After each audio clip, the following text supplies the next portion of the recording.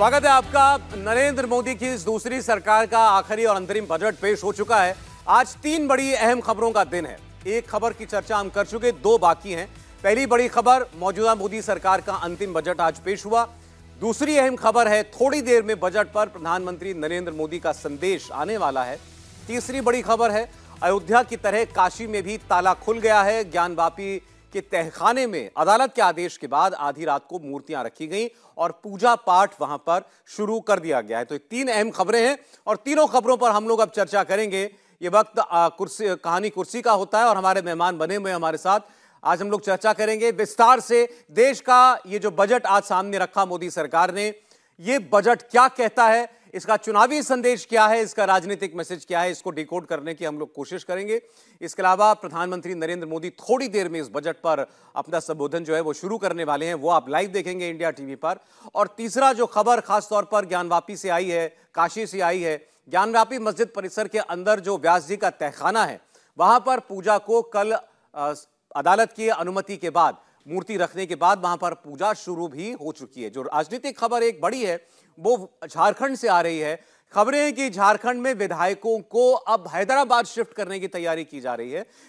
हेमंत सोरेन जो पूर्व मुख्यमंत्री हैं, कल जिन्होंने इस्तीफा दिया, और चंपई सोरेन जिन्होंने सरकार बनाने का दावा पेश किया है। तो पहले हेमंत सोरेन की पेशी होनी है अदालत के सामने आज। चंपई सोरेन को राज्यपाल कब वक्त देंगे सरकार बनाने के लिए, मुलाकात उन्होंने जो अवसर मांगा है उसका, ये अभी स्पष्ट नहीं है। कल राज्यपाल ने कहा था कि वो तमाम पहलुओं पर विचार करने के बाद चंपई सोरेन को और जो बाकी गठबंधन के साथी गए थे उनको अपना फैसला वो बताएंगे। मोदी सरकार ने अपना अंतरिम बजट पेश कर दिया। इस बजट से एक बात बिल्कुल साफ है कि प्रधानमंत्री मोदी पूरी तरीके से आश्वस्त हैं, कॉन्फिडेंट हैं। इतने कॉन्फिडेंट हैं कि उन्होंने 3-4 महीनों के हिसाब से यह बजट तैयार करवाया है।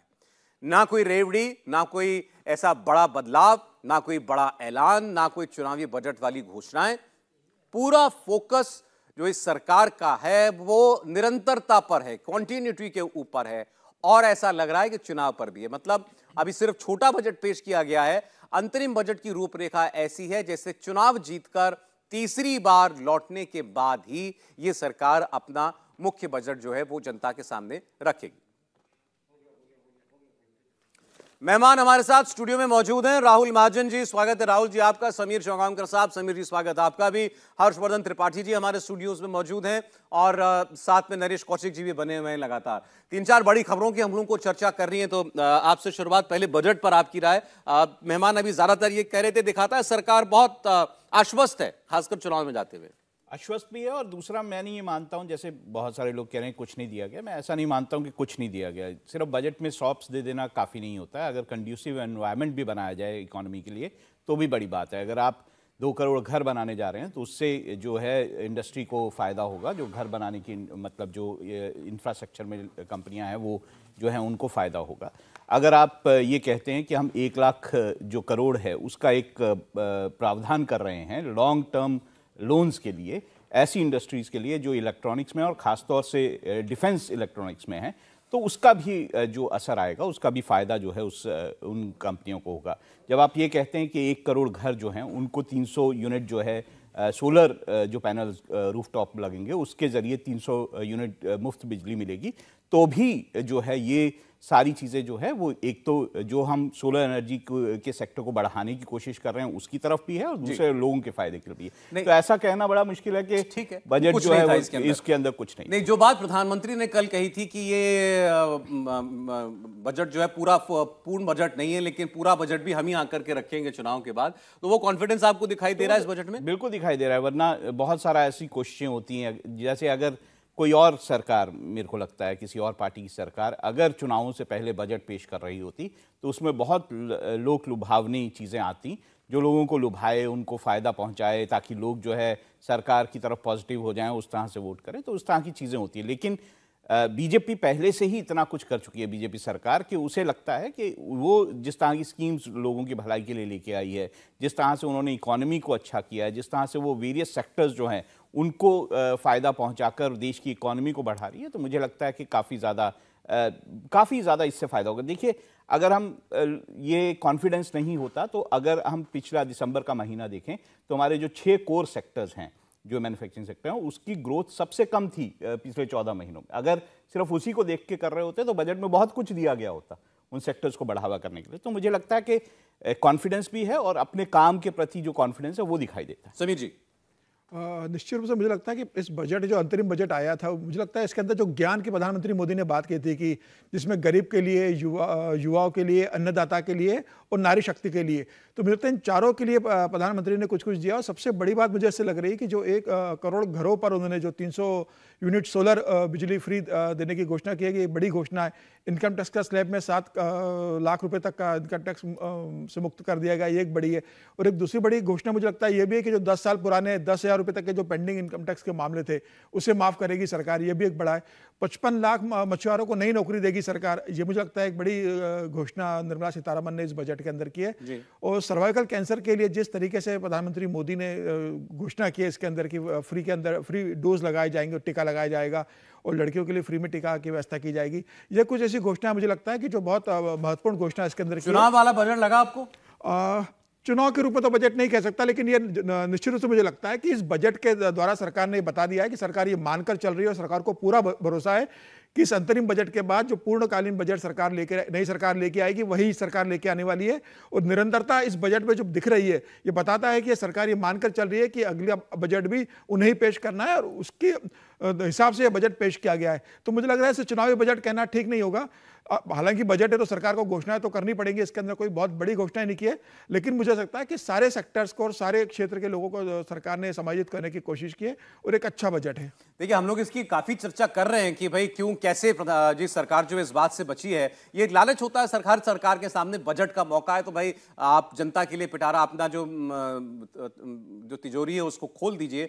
इस सरकार के सामने भी ये ऑप्शन था, लेकिन उस ऑप्शन को अवेल ना करना, ये बार बार इस सरकार का एक तरीके का कॉन्फिडेंस इस बात में झलक रहा है कि उसकी तैयारी पूरी है चुनाव में जाते हुए, उससे बजट का सहारा लेने की उसको जरूरत नहीं है। साथ साथ ये आपकी जो इकोनॉमी के जो पैरामीटर्स हैं उसमें भी सरकार का काम करने का तरीका वो इसमें स्पष्ट तौर पर झलक रहा है कि सरकार को ये भी देखना है कि ये जो अगर वो चुनाव जीत करके आ रही है जिसके लिए वो दिखाई दे रही है आशा से भरी हुई, तो लौट करके अगर आज वो तिजोरी का सत्यानाश अगर अर्थव्यवस्था का सत्यानाश करने पर कोई तुल जाए तो सुधारना भी उसी को पड़ेगा। इसलिए इसमें आपको ऐसे कोई बड़े घोषणाएं, कोई बड़े ऐलान वो स्पष्ट तौर पर दिखाई नहीं दे रहे हैं। हमने अभी तक जितने मंत्रियों के रिएक्शंस देखे हैं उसमें भी आपको यही बात दिखाई दी, इंफ्रास्ट्रक्चर को बढ़ावा देने वाला बजट और जो इस सरकार ने लक्ष्य दिया है, प्रधानमंत्री ने जो लक्ष्य दिया है 2047 तक विकसित भारत बनाने का लक्ष्य, उसी दिशा में एक कदम और इस बजट को कहा जा सकता है। हर्षवर्धन जी। निश्चित तौर पर सौरभ जी, आपने जो कहा ना, ये आखिरी जो लाइन आपके सवाल की है कि 2047 तक विकसित भारत बनाना है, और मैं बार बार एक बात कहता हूं, फिर से दोहरा रहा हूं कि प्रधानमंत्री नरेंद्र मोदी 1 साल, 2 साल, 5 साल की बात करते ही नहीं। वो जब गुजरात में थे और जब उन्होंने गिफ्ट सिटी के लिए प्लान किया था तो हर कोई कहता था कि अरे भाई, जब ऐसी कोई मतलब बॉडी या शहर ऐसा कुछ प्लान करना है तो आप मुंबई के आसपास करिए, आप गांधीनगर में गिफ्ट सिटी कर रहे हैं, इससे क्या कर लेंगे। और अंत में आप देखिए कि वो गिफ्ट सिटी भारत को सिंगापुर के मुकाबले फिनटेक के मामले में खड़ा कर रही है। जब नरेंद्र मोदी ने कहा था कि हम इंडिया का सेमीकंडक्टर मिशन शुरू करेंगे, 18 महीने 2 साल के आसपास हो रहे हैं, तो तब कहा जा रहा था कि ये होगा क्या, पहला जो बनने वाला था वो टूट गया, जो गुजरात में होना था, गांधीनगर में वो भी होना था, उसको टूट गया था वो।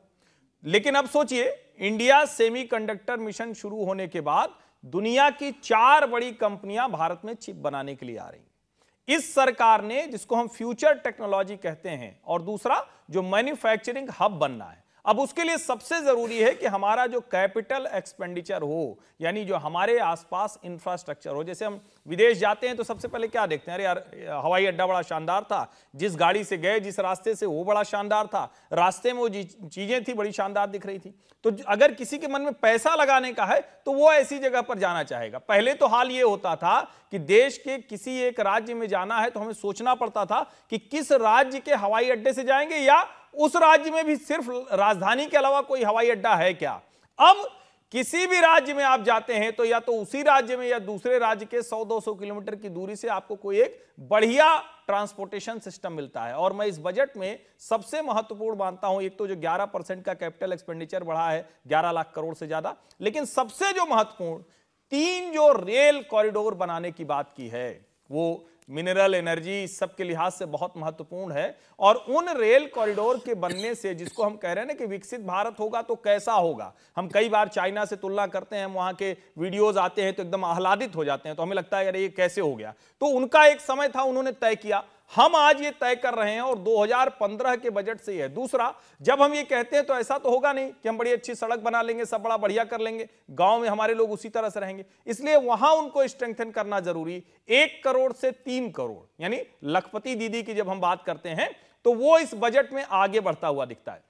उसके आगे की जब हम बात करते हैं तो रिसर्च डेवलपमेंट, स्पेशली फार्मा और टेक्नोलॉजी। अब चूंकि जेनरिक ड्रग्स को लेकर हम लोग कभी कभी खरीदते हैं तो समझ में आता है कि 100 रुपए की दवा जब 3 रुपए में प्रधानमंत्री जन औषधि में दिखती है तो वो कंटिन्यूएशन में दिखता है। जब रिसर्च डेवलपमेंट पर हमारा ज्यादा जोर होगा, जो इसमें दिख रहा है इस बजट में, उसके लिए अलग से प्रोविजन किया गया है और एलोकेशन किया गया है। हालांकि जिसको हम कहते हैं ना फंड के लिए जो अलग से 1 लाख करोड़ का किया है, उसका एलोकेशन थोड़ा अभी मुझे नहीं समझ में आ रहा है, वो मैं देखूंगा तब शायद आगे बात करूंगा, लेकिन शायद वो उनकी हैंड होल्डिंग के लिए है जो ऐसे कामों में कर रहे होते हैं। जब हम इस तरह का स्टार्टअप का इकोसिस्टम क्रिएट करते हैं कि 2013 में 300-350 स्टार्टअप, आज 90,000 स्टार्टअप, तो दिखता है कि कैसे सरकार ने हैंड होल्डिंग की है, किस तरह से हम दुनिया का तीसरा सबसे बड़ा लार्जेस्ट स्टार्टअप इकोसिस्टम बन रहे हैं। और जब हम ये कह रहे हैं तो उसी के साथ हम कह रहे हैं कि घर 4 करोड़ बनाया था, 2 करोड़ बनाकर और देंगे। जो लोग रेंट पर रह रहे हैं उनके छत हो जाए वो हम काम करेंगे, यानी जो बेसिक नीड्स है वो पूरा करते हुए, जिसको हम कहें तो ओवरऑल नेशन के लिहाज से, राष्ट्र के लिहाज से, और जिसको वित्त मंत्री निर्मला सीतारमण जी ने उस वक्त के इकोनॉमिक सर्वे में आया था पंचामृत, जिसको हम बार बार कहते हैं कि भारत की अपनी जो संस्कृति है उसके लिहाज से home grown economy, import based नहीं, जो हमारी अपनी आत्मनिर्भर भारत वाली इकोनॉमी है, उसके लिहाज प्रधानमंत्री देखें बोल रहे हैं इस वक्त। आज का ये बजट इंटरिम बजट तो है ही, लेकिन ये बजट इंक्लूसिव और इनोवेटिव बजट है। इस बजट में कंटिन्यूटी का कॉन्फिडेंस है। ये बजट विकसित भारत के 4 स्तंभ, युवा, गरीब, महिला और किसान, सभी को एम्पावर करेगा। निर्मला जी का ये बजट देश के भविष्य के निर्माण का बजट है। इस बजट में 2047 के विकसित भारत की नींव को मजबूत करने की गारंटी है। मैं निर्मला जी और उनकी टीम को बहुत बहुत बधाई देता हूं। साथियों, इस बजट में युवा भारत की युवा आकांक्षाओं का, भारत की यंग एस्पिरेशंस का प्रतिबिंब है। बजट में 2 महत्वपूर्ण निर्णय लिए गए हैं। रिसर्च और इनोवेशन पर 1 लाख करोड़ रुपए का फंड बनाने की घोषणा की गई है। बजट में स्टार्टअप्स को मिलने वाली टैक्स छूट के विस्तार का भी ऐलान किया गया है। साथियों, इस बजट में फिस्कल डेफिसिट को नियंत्रण में रखते हुए कैपिटल एक्सपेंडिचर को 11,11,111 करोड़ रुपए की ऐतिहासिक ऊंचाई दी गई है। अर्थशास्त्रियों की भाषा में कहें तो एक प्रकार से स्वीट स्पॉट है।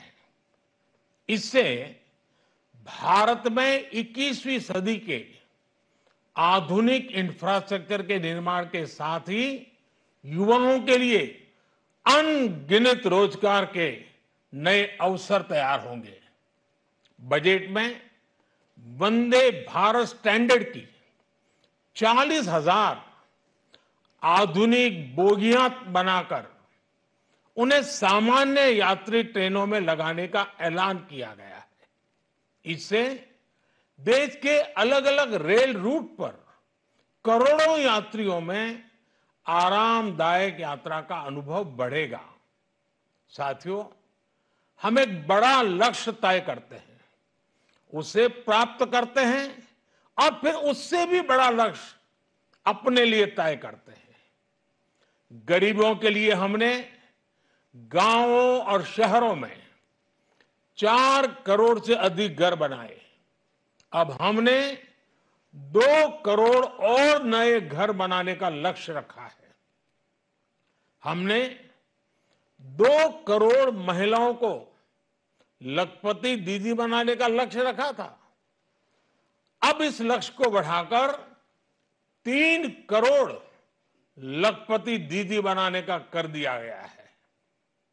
आयुष्मान भारत योजना ने गरीबों की बहुत मदद की है।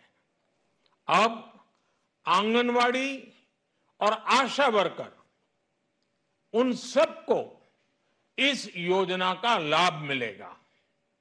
साथियों, इस बजट में गरीब और मध्यम वर्ग को एम्पावर करने, उनके लिए आय के नए अवसर बनाने पर भी बहुत जोर दिया गया है। रूफटॉप सोलर अभियान में 1 करोड़ परिवारों को सोलर रूफटॉप के माध्यम से मुफ्त बिजली प्राप्त होगी। इतना ही नहीं, सरकार को अतिरिक्त बिजली बेचकर लोगों को 15 से 20 हजार प्रति वर्ष की आय भी होगी और ये हर परिवार को होगी। साथियों, आज जिस इनकम टैक्स रेमिशन स्कीम की घोषणा की गई है, उससे मध्यम वर्ग के करीब 1 करोड़ लोगों को बड़ी राहत मिलेगी। पिछली सरकारों ने सामान्य मानवी के सिर पर दशकों से ये बहुत बड़ी तलवार लटका कर रखी थी। आज इस बजट में किसानों के लिए भी बहुत महत्वपूर्ण और बड़े निर्णय लिए गए हैं। नैनो डीएपी का उपयोग हो, पशुओं के लिए नई योजना हो, पीएम मत्स्य संपदा योजना का विस्तार हो और आत्मनिर्भर ऑयल सीड अभियान हो। इससे किसानों की आय बढ़ेगी और खर्च कम होगा। मैं एक बार फिर सभी देशवासियों को इस ऐतिहासिक बजट के लिए शुभकामनाएं देता हूं। बहुत बहुत धन्यवाद। प्रधानमंत्री नरेंद्र मोदी इस बजट के बारे में अपनी राय रख रहे थे और देखिए, उन्होंने कहा कि यह बजट इंटरिम जरूर है लेकिन इनोवेटिव है और इंक्लूसिव है। दूसरी बात, इसकी हमने भी खूब चर्चा की, कॉन्टिन्यूटी का कॉन्फिडेंस इस बजट के अंदर दिखाई देता है।